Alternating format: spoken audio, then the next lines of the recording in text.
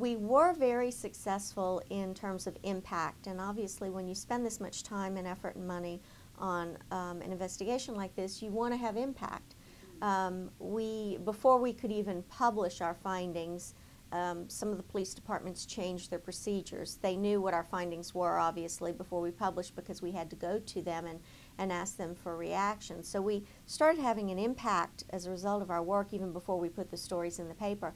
And then after the stories published, there were other changes in procedures at the police level and the district attorney level, and there was a call by a state legislator to change the way certain things are done statewide.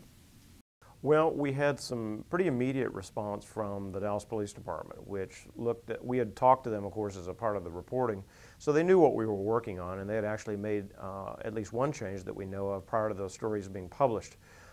They decided that after we'd raised questions about show-ups, that they would issue a policy that banned their officers from using what are called single photo show-ups. It wasn't a live show-up. They would just show a crime victim a picture of one person and say, is this the person?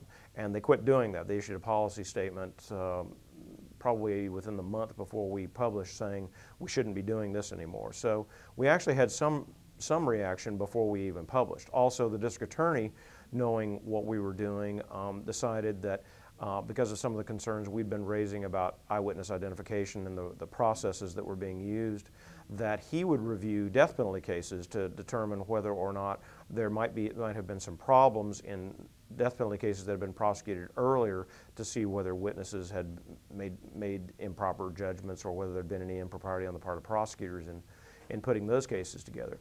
Then once the series was published, the police department immediately decided that they would launch a review of show-ups to see how often show-ups were actually being conducted. They'd never looked at this. I mean, they never kept stats on this. They just assumed that they didn't happen very often.